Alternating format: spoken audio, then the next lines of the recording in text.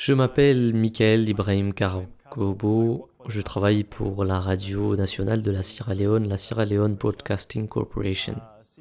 Je suis cadre supérieur, autrefois directeur de studio, et aussi homme d'affaires. Mon chemin vers l'Ahmadiyya a été vraiment très intéressant. Je dois dire que ce n'était pas une chose que j'avais prévue, bien qu'étant musulman et en venant d'un milieu chrétien, car mon père était chrétien, il est chrétien. Et vous savez, je suis allé au Royaume-Uni pour simplement couvrir la convention annuelle en 2015 à Jalsa Salana, mais quelque chose m'a vraiment touché. Vous savez, personne ne m'a incité à le faire. Je dois dire, j'ai été pris de court, surtout par le discours du calife le vendredi. Et j'y ai pensé vraiment toute la nuit. Et vous savez, je me suis dit, eh bien, pourquoi ne puis-je pas juste faire partie de cette communauté phénoménale et exposer ce concept d'amour pour tous et de haine pour personne à tout le monde. Donc ce cheminement n'a été ni très long ni ardu. Je dois dire que cela a été un cheminement de courage, de passion et de motivation. Et je suis reconnaissant à Allah pour cela. Le message du calife en 2015 à la convention annuelle du Royaume-Uni était en fait... il délivre plusieurs messages. Mais le vendredi même, pendant les prières du vendredi, j'étais en train de filmer dans la tente principale et j'ai été stupéfait par ce que j'ai entendu. J'ai entendu plusieurs orateurs évoquer la parole de Dieu et prêcher des messages islamiques, mais ce jour-là,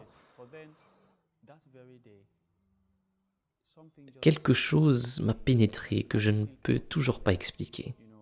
Vous savez, j'ai vu quelqu'un devant moi qui... Je ne peux pas expliquer ce que j'ai ressenti quand il communiquait.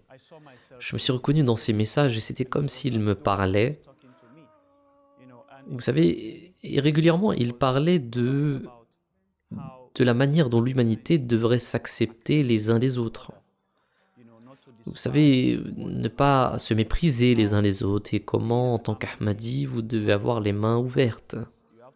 Vous devez embrasser l'humanité. Cet aspect de l'humanité m'a beaucoup touché parce que tout ce que je faisais, c'était pour me faire plaisir vers la partie de l'humanité, aider l'humanité. Et après avoir fait le serment d'allégeance, j'ai réalisé beaucoup de changements dans ma vie, émotionnellement et dans une certaine mesure physiquement. Mais je veux examiner l'aspect émotionnel ici, qui concerne ma spiritualité. Je sens que ma foi a énormément grandi. Je sens que j'ai appris à mieux connaître ce qu'est le véritable islam.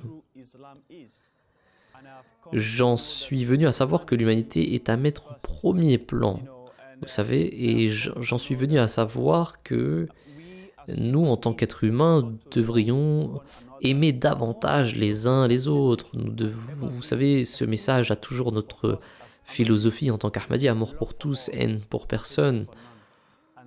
Et je vis selon ce principe, et je vivrai toujours selon ce principe jusqu'à ma mort.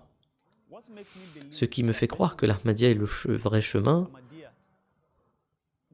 il y a plusieurs raisons, mais je vais vous en donner quelques-unes. D'abord, premièrement, tout ce qui est vrai contient des indications.